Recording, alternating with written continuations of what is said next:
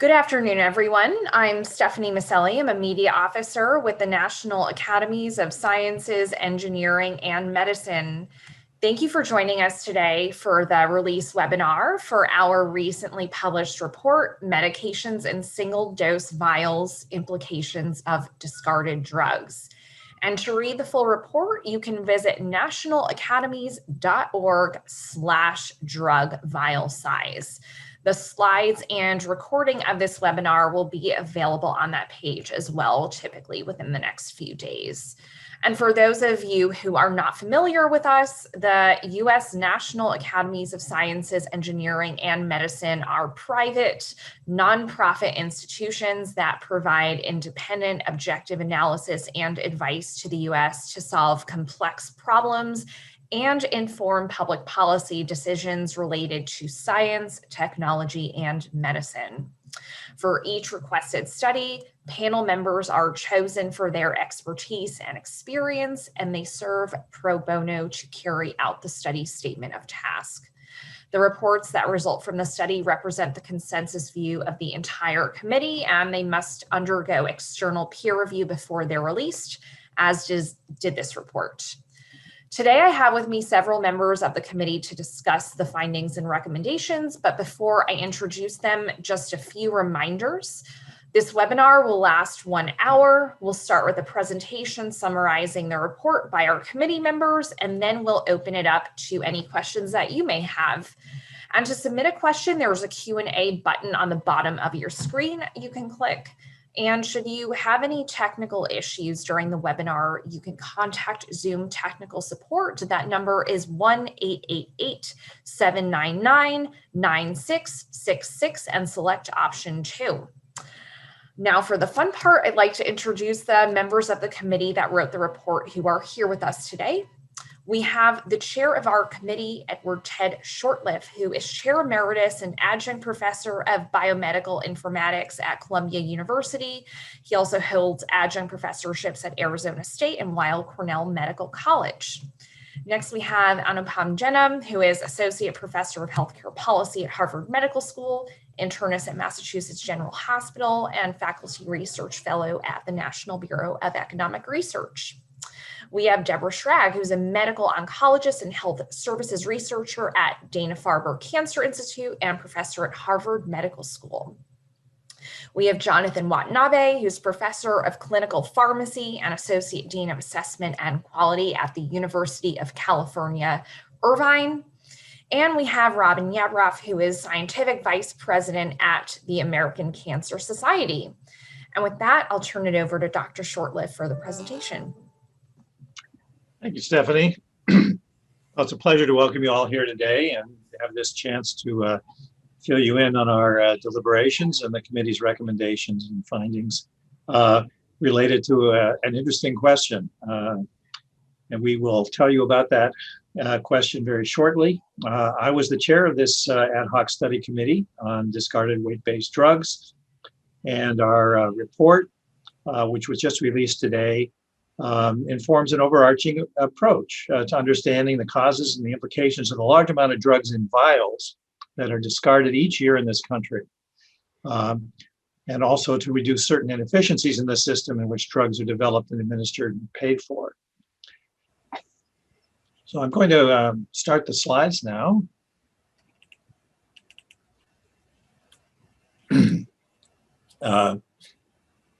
This is the title of the report. We want to thank our sponsor for this study. This was in the Department of Health and Human Services, the Centers for Medicare and Medicaid Services. They were asked to sponsor this study through a congressional mandate. So the Congress is quite interested in this topic as well. I should stress that the contents of our report in no way reflect official views of either the Department of Health and Human Services or CMS. They are simply those of the study committee.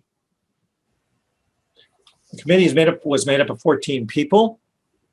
I'm pleased to list them all here, but for obvious reasons that we thought we should limit the number of folks giving the presentations today to a subset of the committee that represent some of the diverse kinds of expertise that were available on the committee.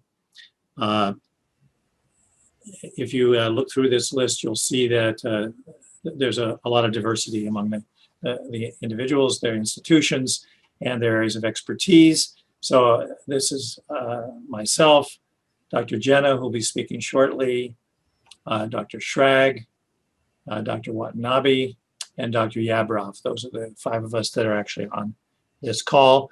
And the full bio sketches of all the committee members are included in Appendix B of the report, which you can download.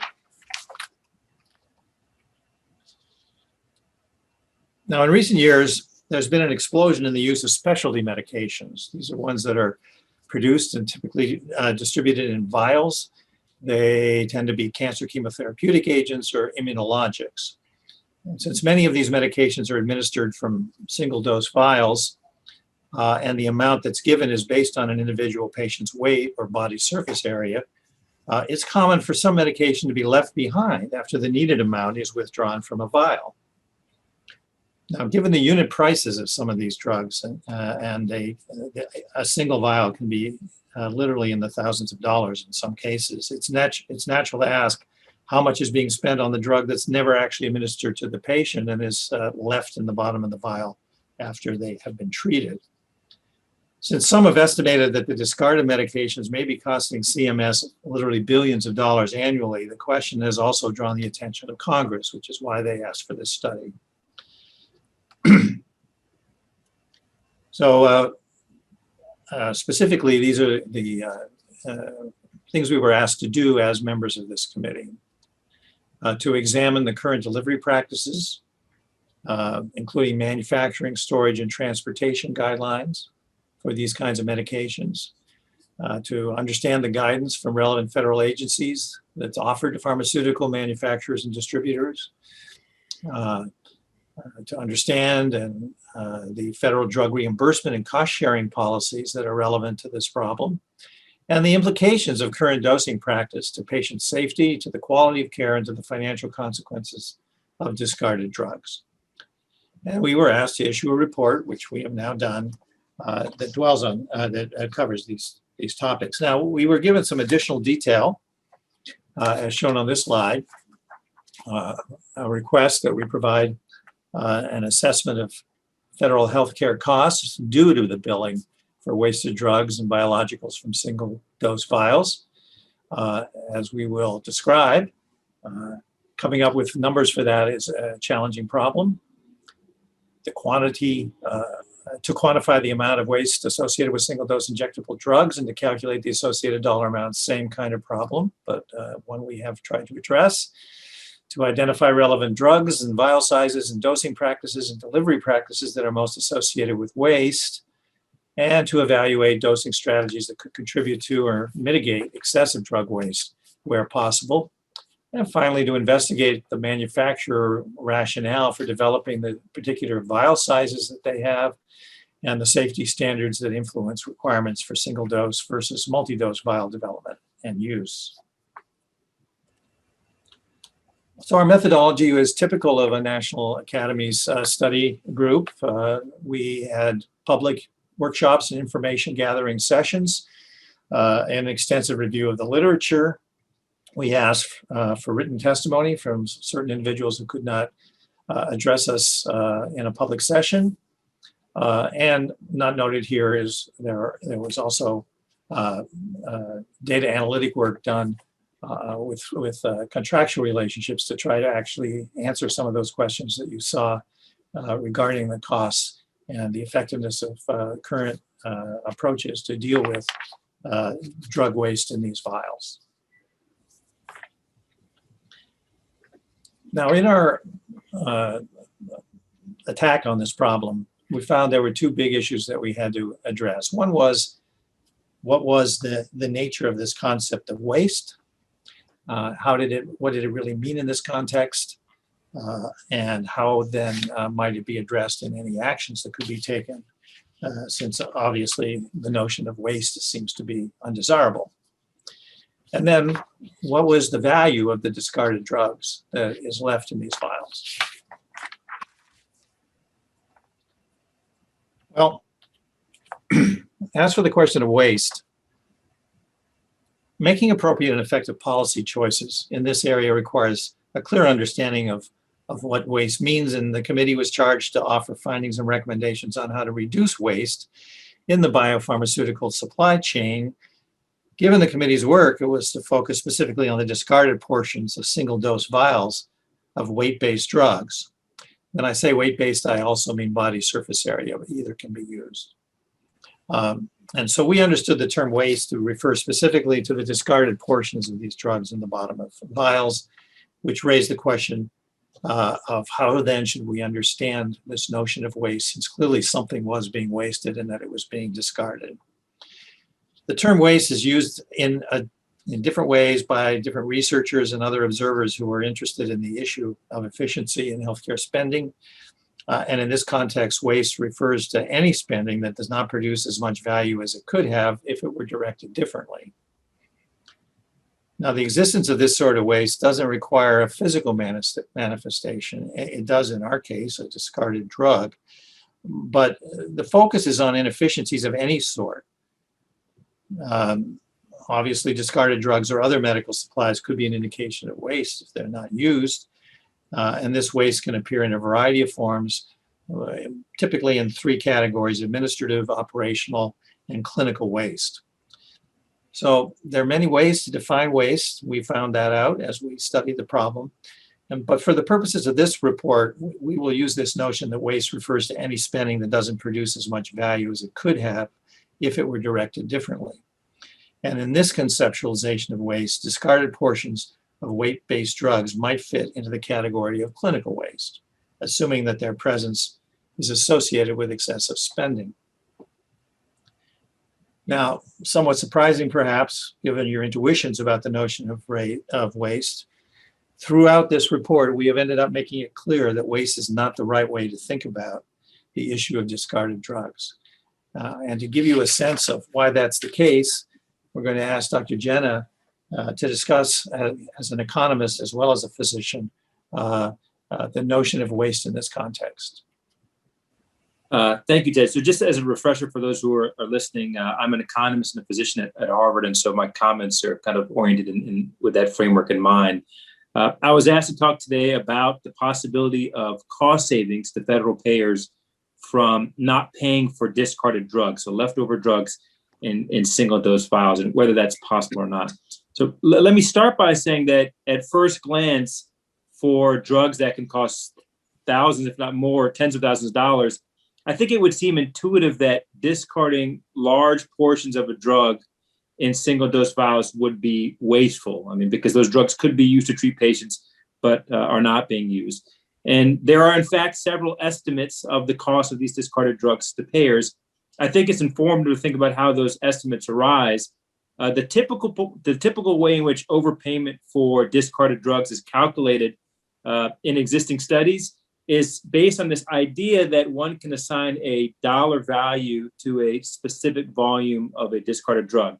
For example, for 10 milliliters of a drug, that is based on the price of the full vial and the amount of volume that's in that vial, so the number of milliliters in that vial. And the idea here is you simply divide the total price of the vial by the number of milliliters in that vial.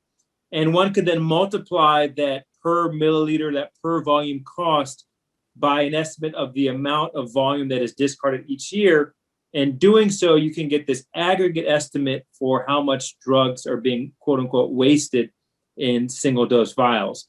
Now, while it is true, certainly true that the discarded drug might, if safe, be used in other patients, that doesn't necessarily mean that Medicare or CMS could expect to save money by either recouping the cost of that discarded drug or have more patients be treated at the same total cost by using that discarded drug in additional patients.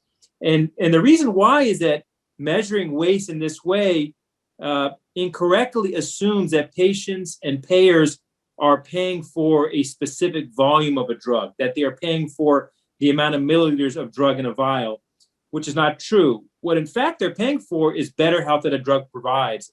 And to put it another way, manufacturers aren't charging patients for the specific volume of a drug that they're using. but what they're charging patients for is the health benefit that patients expect to receive. So let me just offer a simple analogy. When you go to the store and you purchase a suit, you'll notice that there's different size suits. They could range from small all the way to extra large. And when people purchase suits, they tend not to pay more for larger suits, even though more fabric is being used. And the reason why is because people aren't paying for the fabric per se. What they're paying for is the particular suit, the style of the suit, for example. And in an economic sense, it's that willingness to pay for a product, whether it be a suit or a drug to treat disease, that often determines the prices of those products. So it's not necessarily how much ingredient, whether it be a fabric or drug that's being used, but what is the value that is being provided? What are people paying for? And in the case of drugs, it's for better health. Now, what's the implication of all this? The implication is that payers, CMS, for example, are unlikely to be able to recoup payments for discarded drugs or find ways to use discarded drugs to treat more patients, but at the same overall cost. And the reason why is that we would expect drug manufacturers to simply raise prices to reflect the number of people being treated and the overall health benefit that's being provided. And again, the reason why is because the price that is being charged reflects the value that is being provided to patients as opposed to the amount of volume in the drug. And to try to put it differently, widespread use of practices to utilize discarded drugs in patients would likely encourage drug manufacturers to just raise prices. But again, more patients would be treated with the same amount of a given drug. And so the summary from at least my portion of what I want to talk to you about today is that it is unlikely that payers are going to be able to recoup or experience actual savings from discarded drugs. So it was discussions like the one that you've just heard summarized that led us to one overriding conclusion upon which we subsequently built. And that conclusion is that under the current system in which drugs are developed and administered or paid for, when drug is discarded, there's really no money to be recouped. Therefore, there's limited economic value to discarded injectable or infused drugs from single-dose vials.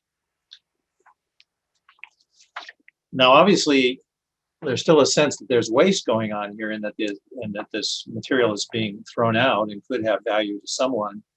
And so much of our discussion, therefore, addressed the issue of what could we do to reduce the amount of waste that occurs in vials.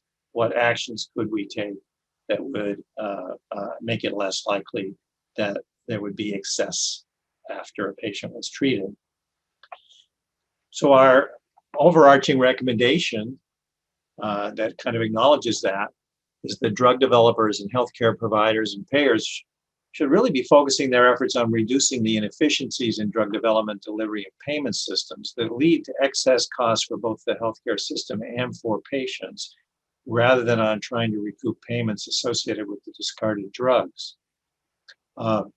You will see now in our subsequent discussion that we do focus a good deal, however, on those vials and what might be done to make them more effectively utilized. So we see two overall goals, and our remaining 8 recommendations that we're going to present fall into these two categories. Those related to goal number 1, which was to promote the effective and efficient and safe use of infused or injectable drugs. And second, to implement an efficient and effective reimbursement system for the clinician administration of infused or injected drugs.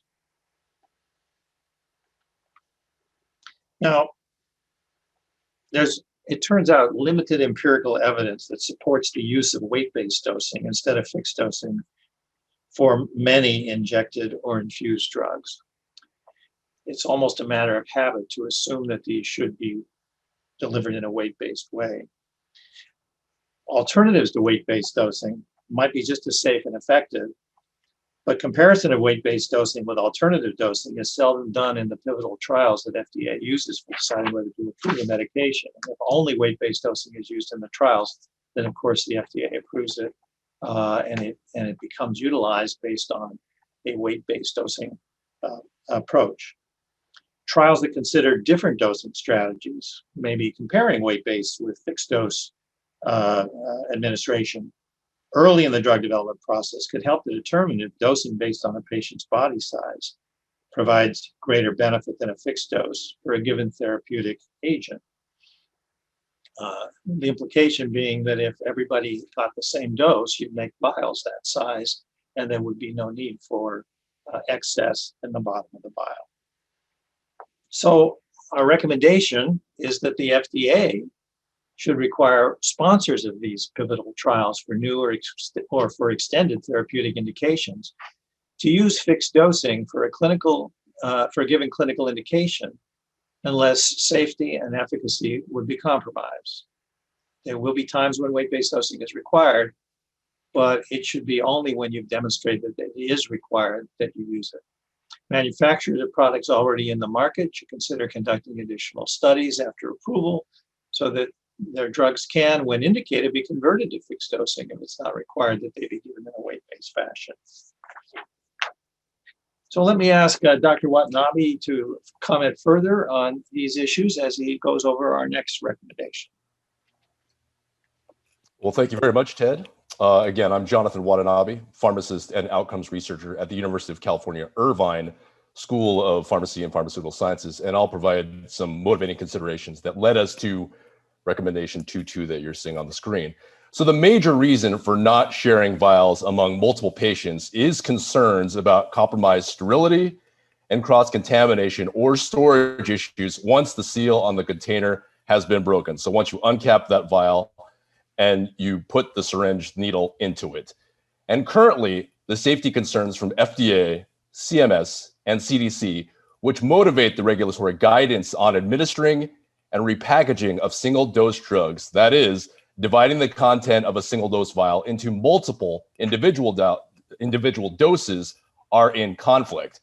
CDC, for instance, suggests that vials labeled by the manufacturer as single-dose or single-use should only be used for one patient and that repackaging is not acceptable, while FDA and CMS allow for repackaged doses if each one is used only for a single patient.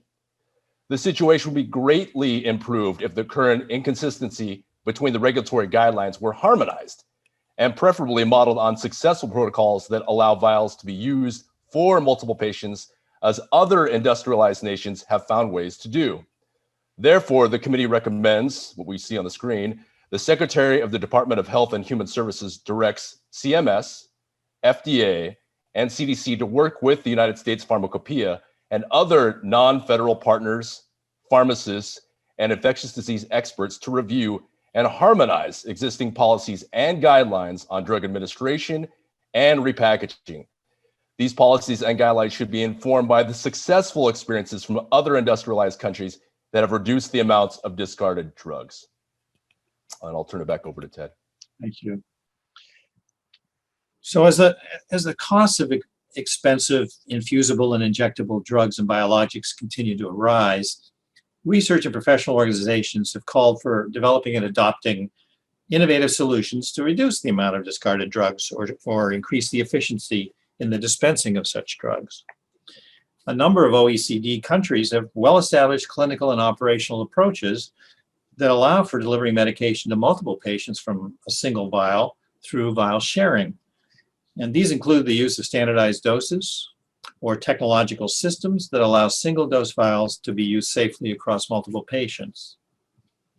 Therefore, we recommend that the Secretary, in recommendation 4-1, Secretary of HHS should direct CMS and FDA and CDC to initiate a partnership with other agencies, including, for example, DoD and VA, to work with healthcare and other organizations with expertise in areas such as industrial design and systems engineering to identify and implement the technological systems that allow single-dose vials to be used safely across multiple patients.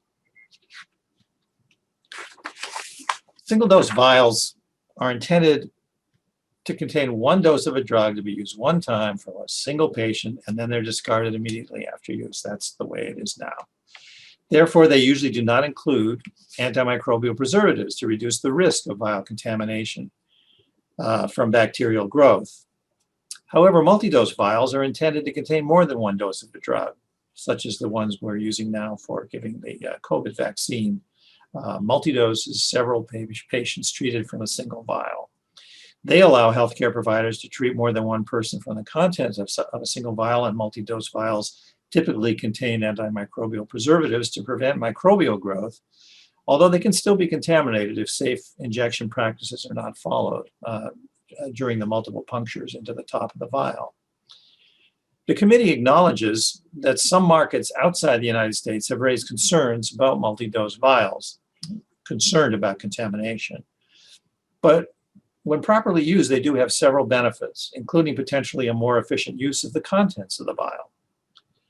For these benefits, the committee recommends that the Secretary of HHS, this is recommendation 4-2, should develop and implement policies that require drug manufacturers to produce injectable and infused drugs in multi-dose vials when it's safe to do so.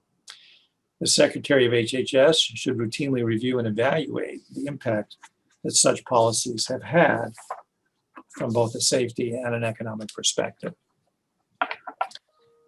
So now I'm going to turn things over to Dr. Deborah Schrag for you to take the next stage. Thanks. Thank you so much, Dr. Shortliff. So I'm going to talk about recommendation 2-3. So a bit of context.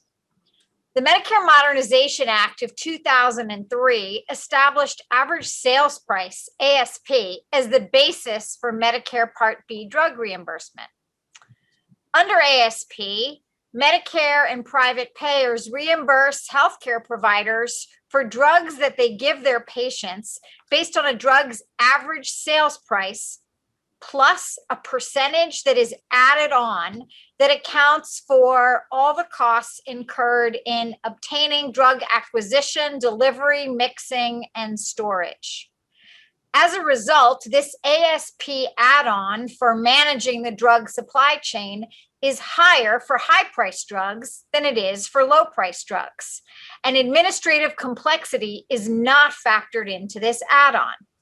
This add-on is 6% ASP plus 6. So if you're going to give a $100 drug, the add-on is $6, $1,000 it's $60, and $10,000 it's $600.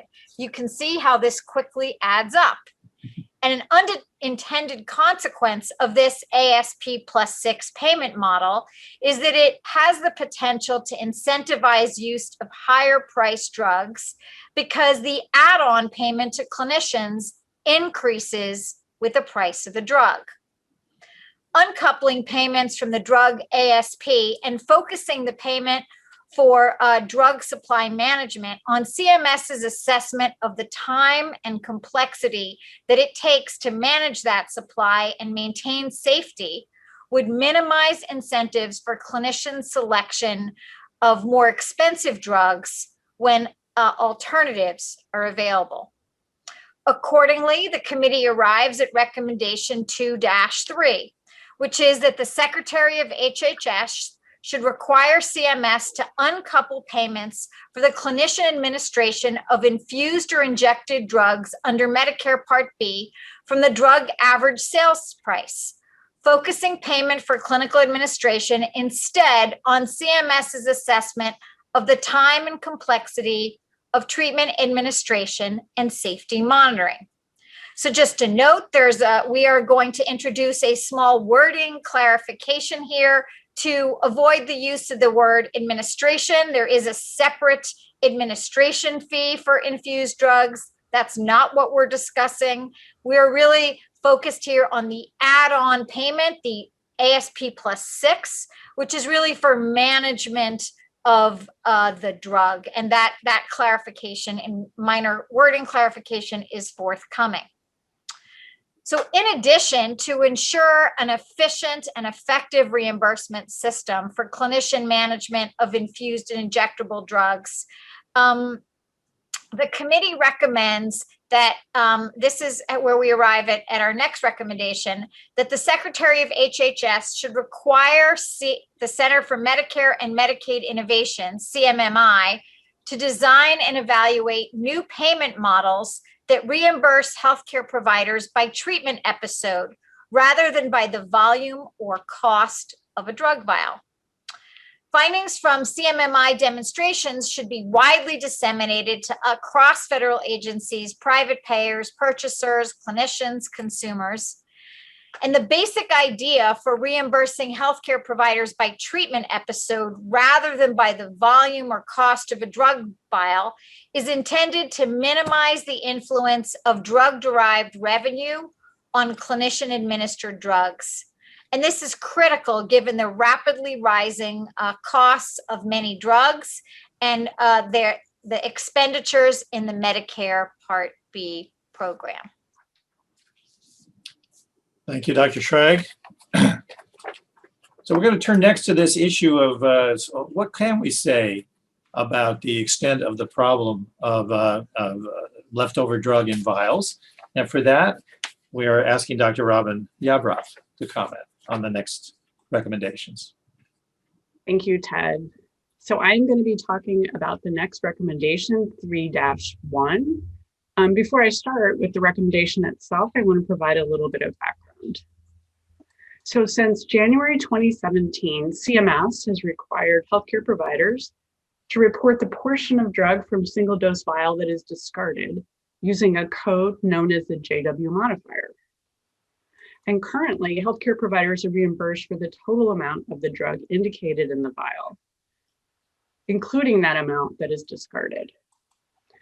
So to help the committee in its charge to quantify the amount of discarded drugs from single-dose vials, 2 commissioned analyses were conducted.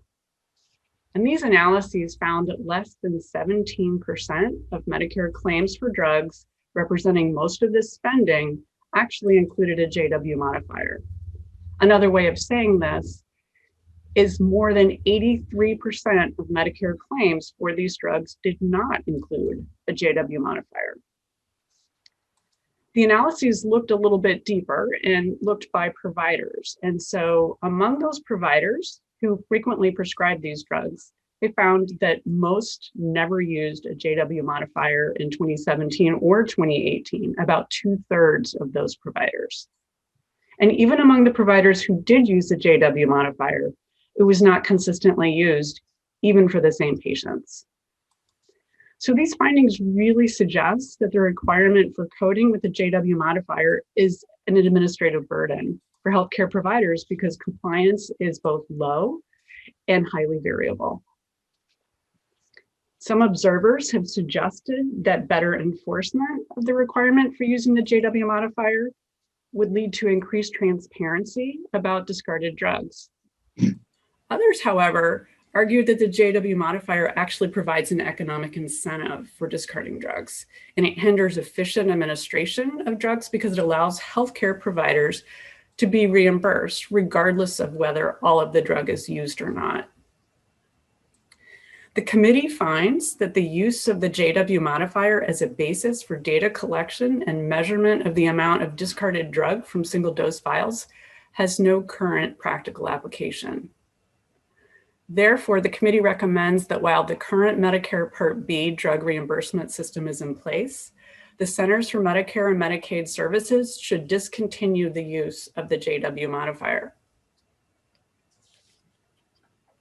And now I'm going to talk about the next recommendation, recommendation 4-3. And again, a little bit of background before I get to the recommendation itself. So there are several versions of draft congressional legislation that focus on discarded drugs from single-dose vials, and they have proposed rebates for manufacturers to healthcare providers and payers for the discarded drug amounts. However, most of these rebate bills routinely ignore the fact that patients often pay part of the cost of the discarded drug. And this is because any patient cost sharing is based on the full content of the single dose vial, even if they only received a portion of it. Now, the committee's assessment is that it's not feasible to use rebates for discarded drugs to recoup significant funds under the current system. So manufacturer rebates for discarded drugs are unlikely to achieve the intended aim.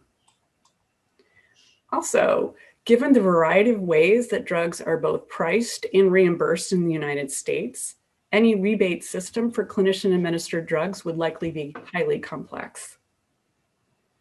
However, If the rebates that have been proposed in legislation are indeed implemented, the committee asserts that patients need to be included in those rebates.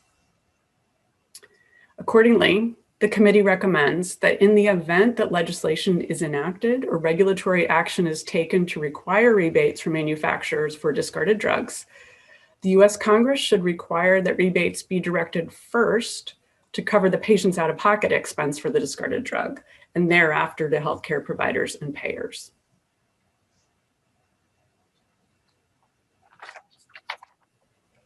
Thank you, Dr. Yabroff. Thank you. The report's recommendations are interdependent. And we need to stress this point because we view them as kind of a package. The total effectiveness of what we're recommending kind of depends on essentially everything being done together. And in some cases, the recommendations assume that another recommendation has also been followed. So here's an example. We've talked about 2.4, recommendation 2.4, which is the one about new payment models. And then you've just heard Dr. Yabroff talk about 4.3, which is the one that says if you decide to do rebates, then the patient should be made whole at the outset for that portion that they've paid for a discarded drug. But the new payment models would be intended to actually make this an unnecessary action. So there's one example of many in which they're either might appear contradictory or where they really have to go together and their interrelationship needs to be understood.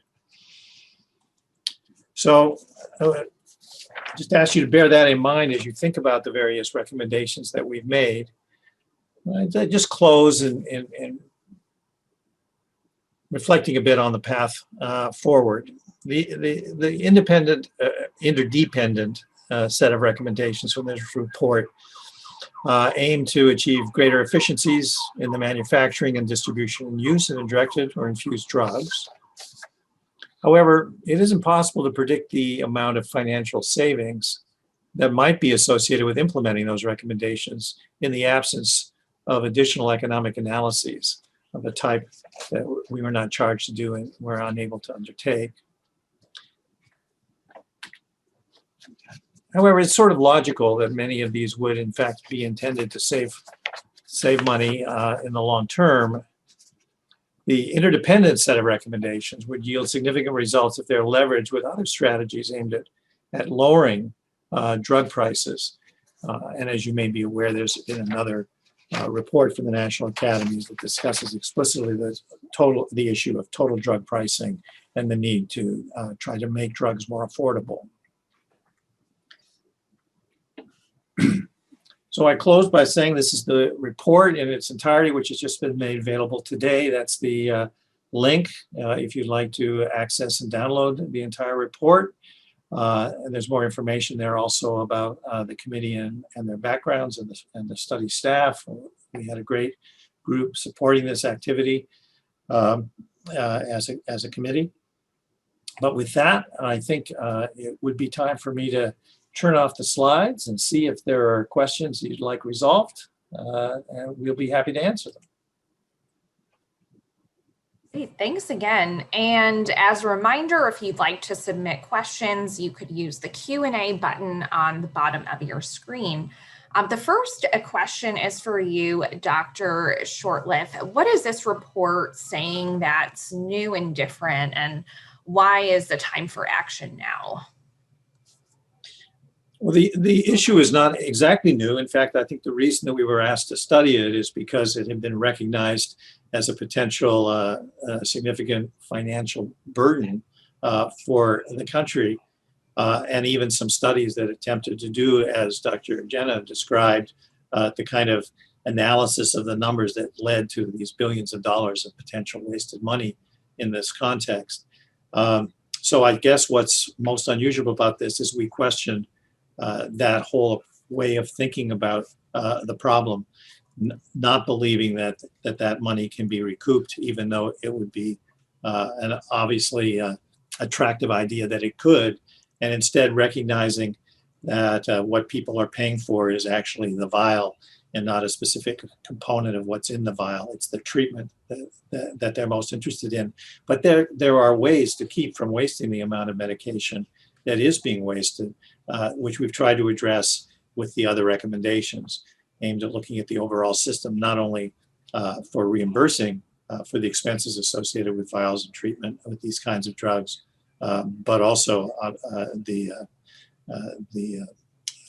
process for manufacturing, distributing, storing, keeping in proper temperatures, and all those kinds of things that needs to be optimized to also reduce some of the costs associated with these currently very expensive therapies. And if anybody would like to add to that, feel free on the committee. I guess that was okay. The next question is addressed to Dr. Jenna and Dr. Schrag and anyone else who would like to weigh in.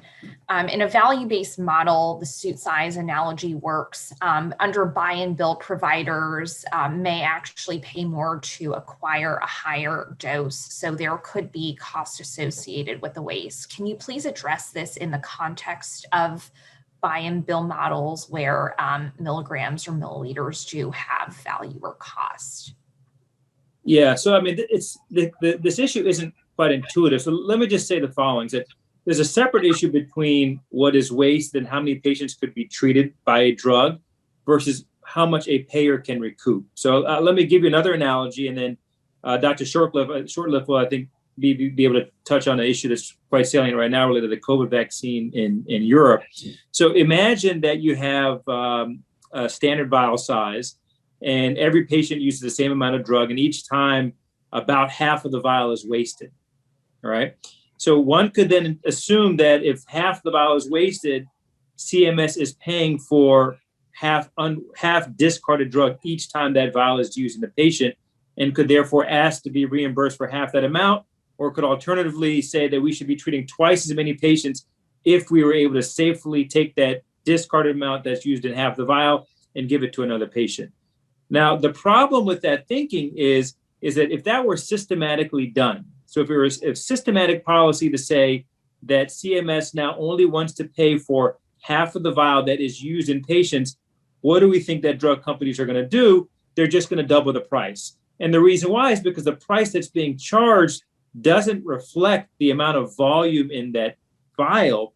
The price that's being charged reflects the health benefit that accrues. Another way to put it is that if a vial that is currently being used to treat one patient now is starting to be used by everyone for two patients, now two patients are being treated, two patients are benefiting.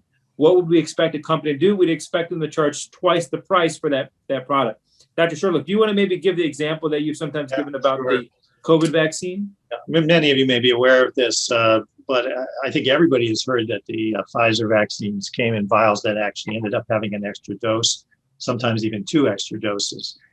So it was possible to treat 6 people from a multi-dose vial rather than 5. And there's also been a concern about the little bit that's sometimes left even after getting 6 doses. That also relates to much of our discussion today too. However, Pfizer, in their wisdom, said, that we're treating more patients than we anticipated. We're not charging enough for these vials because you're actually treating 6 people instead of 5.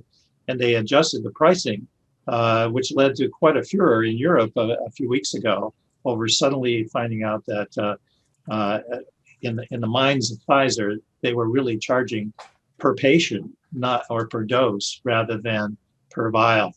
For what they were sending out. And so I think it just shows, because we've seen this in real time, that there are expectations based upon all the costs that go into producing the contents of that vial. Obviously, a little bit of liquid isn't worth thousands of dollars, but the process for creating it in some of these cases may be, if you include all the costs of manufacturing, research, distribution, storage, and the like, that adds to the overall cost.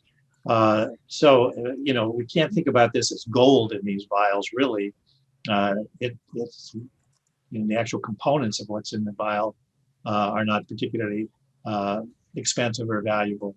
Other than that, they reflect that overall system that has produced that vial. So as a result, these vials need to be understood to be really a packaging for patients, and that it is the patient that matters in this process. And that's really very consistent with what Dr. Jenna was saying, I think, is that we view it even as physicians treating our patients. So this is the treatment for this patient. They're getting what they wanted, that they're willing to pay for. And we don't really think about it as a milliliter that we're paying for. It's the patient.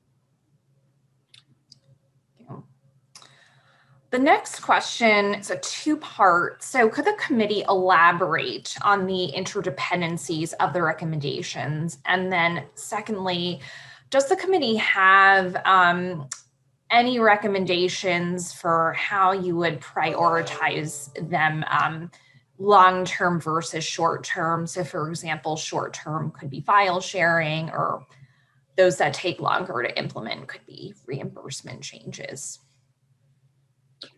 Well, let me suggest that Dr. Yabroff talk about the first part of that question, because the linkage between the JW modifier and our somewhat surprising recommendation that it simply be dropped is highly dependent upon our assessment and recommendations in other areas. Do you want to comment on that, Dr. Yabroff? Yeah, sure. I think that's the interdependency is really critical in thinking about the utility of the JW modifier. And I will say that our commissioned analyses did a lot of work to try and understand how it's being used. And ultimately, it's being used really inconsistently.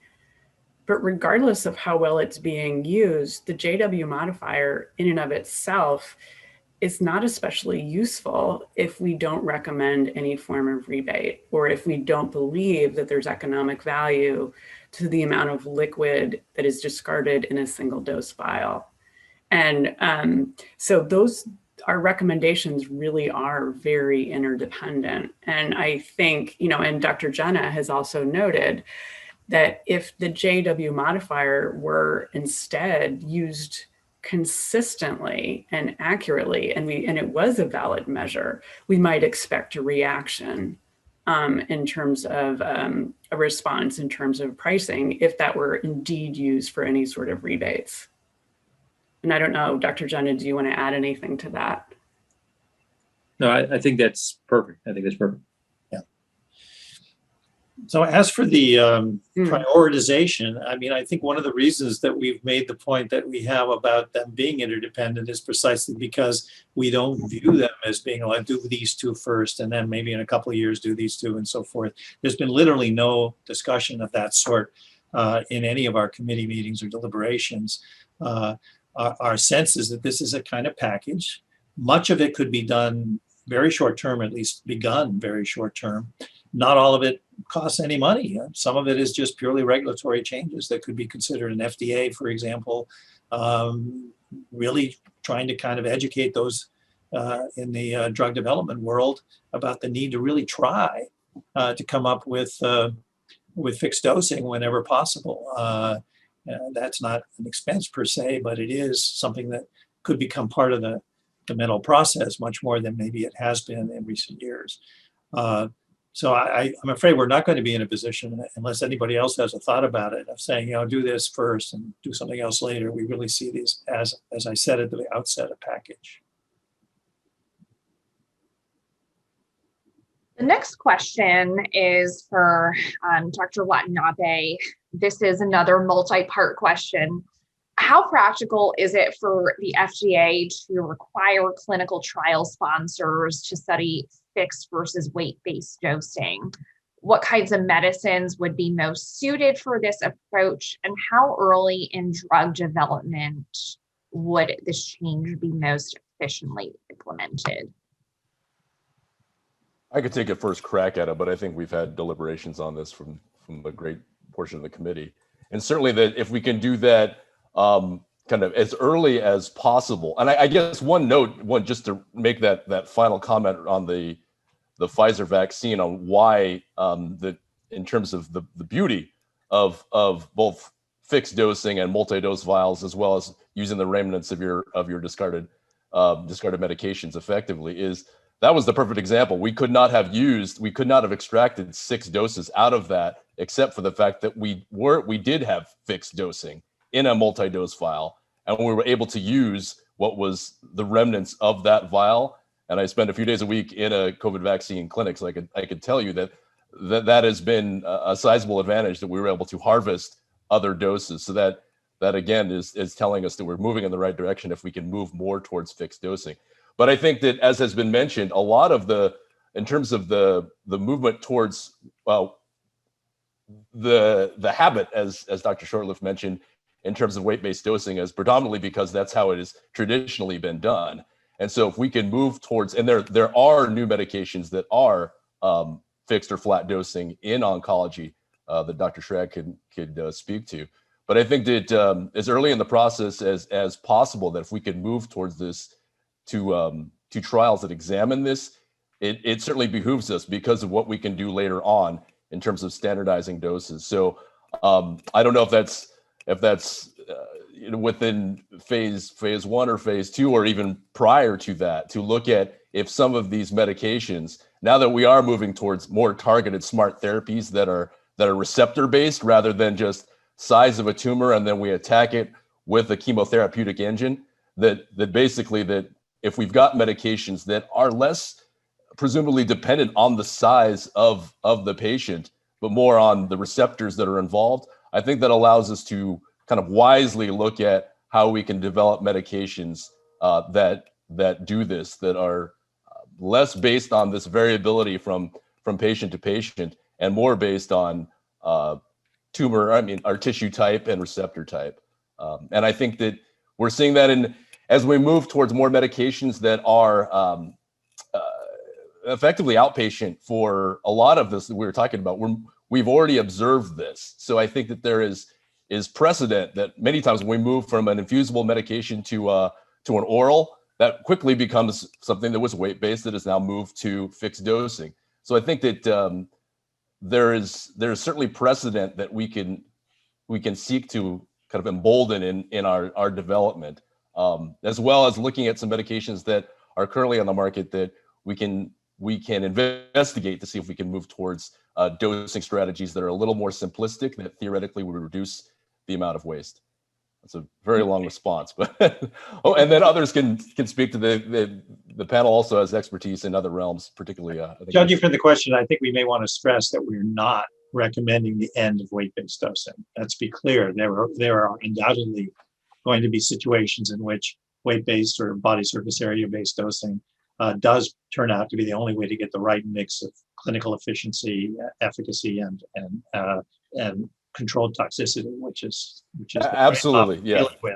We certainly say that only when it can be performed, we are seeking to perform it. So some of the recommendations, you'll note, really did still address the issue of what we could do to be able to use the leftover in a vial in a setting where you don't have a vial that's exactly one dose, because of weight-based dosing, for example. So we recognize that we're just saying there may be many more drugs that could be fixed dose than is currently the case. We also want to acknowledge and recognize that drugs that are already on the market, to get them to go through the studies to find out if maybe they could be using a standard dose, that may be very wishful thinking. We don't really think that it's very likely that would be an economically feasible thing for many of those drugs, unless that they are being tested for a new indication. However, for all new drugs, this could be part of the expectations of the FDA, and that's one of the recommendations. Anybody else want to comment on this issue? Yeah, so this is Dr. Schrag. I would just say that the prevailing system has been that weight-based dosing is the default, and it hasn't been questioned. Right. And we're just saying, let's not accept weight-based dosing as the automatic default. Before we accept it, let's go through a careful, rigorous process and say, is that necessary based on the pharmacology of the way this drug works? Immunotherapy is a great example where we probably can get away without weight-based dosing. Some cytotoxic chemotherapy drugs, it's important to have weight-based dosing. So it's about changing the paradigm for the default and questioning it early in drug development. And there's potential safety advantages downstream to either flat, single flat standard dosing, or what we sometimes call banded dosing, where we've got sort of a low, medium, and high, a couple of different alternatives, but there's a simplicity there that has fringe benefits with respect to safety as well. And that's the committee's recommendation. But again, really, the key point here is the interdependency of our recommendations. This is just one of several.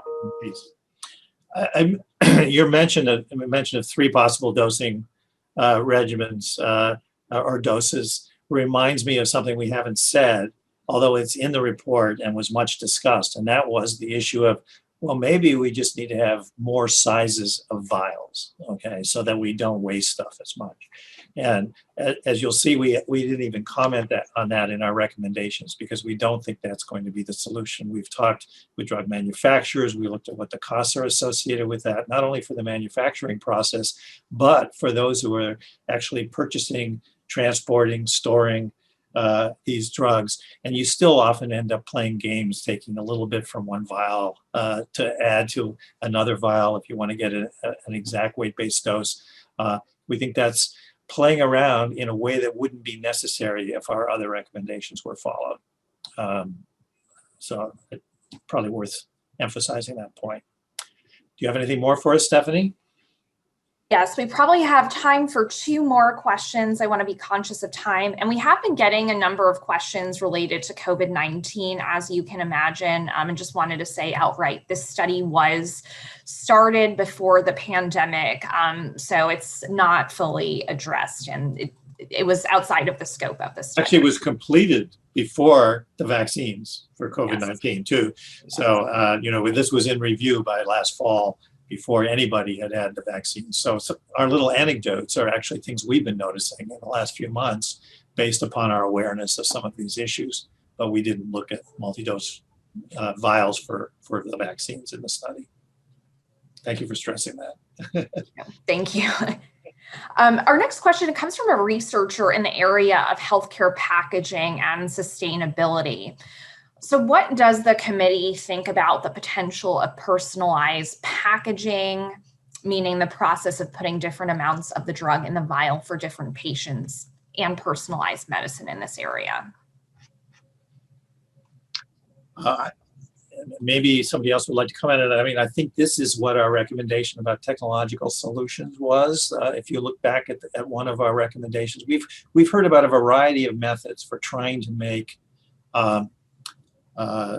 vials that are shareable, even though they were single dose initially, and there are technologies for, in a safe manner, even making them available, that leftover contents available for other patients. And they often include a kind of storage mechanism which could be used to pool drugs so that it was put out in a highly custom tailored dose for a specific patient, and you only doled out the exact amount that a patient needed.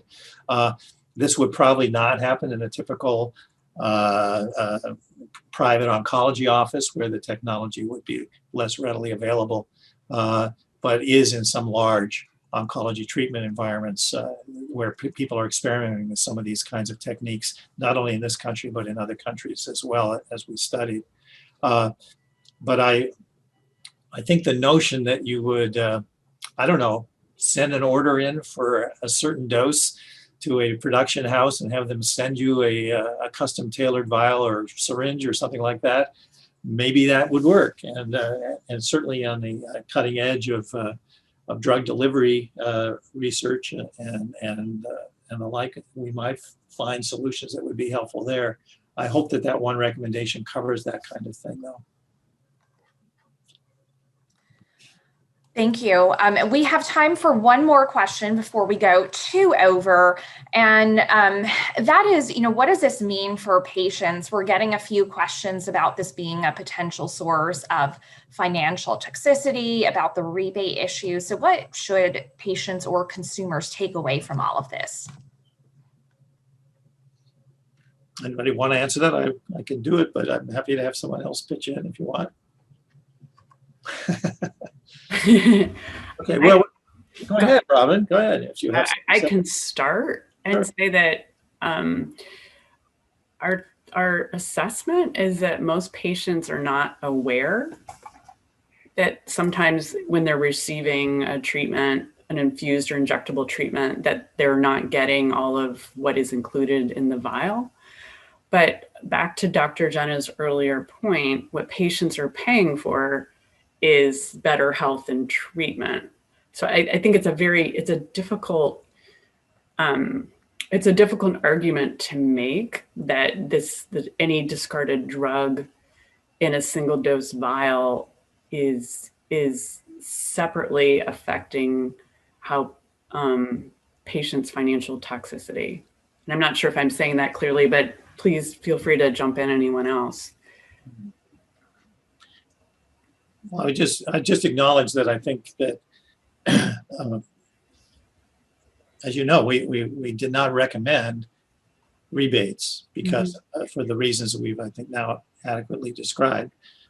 That was one area, though, where if that were to happen, where the discussions we'd heard to date had not included the patient as a potential recipient of such rebates, and that to us seemed inappropriate. They are, in fact, if there is money coming back for the unused portion of a vial, then certainly the patient who's paid for the entire vial should get that rebate. Their out-of-pocket costs associated with that rebate as well. Now, obviously, Part B, Medicare, many people have supplemental insurance, but they still have copays and other reasons that they may end up having paid significantly for that vial and therefore for the portion that was not delivered to them. And we felt that was an important thing to consider and actually make part of a recommendation. But much of this is really not about patients that much. It's really about the system and the overall costs that are associated in our reimbursement and financial system for handling healthcare in the United States. And if we did this report in another country, it might have been quite different. This is a very United States-centric analysis of the problem. Well, thank you all. It looks like that's time for all the questions that we had today. And I apologize because we had around 200 attendees at this point if we didn't get to all of your questions. But once again, when you leave the webinar, everyone will be directed to our study page, and that is nationalacademies.org/drug vial size. Again, you could download the report, materials, and the recording and slides of this webinar will be there within the next few days. So that is where you'll be redirected to once you exit the webinar. Again, I would like to thank all of our panelists and thank you all for participating this afternoon.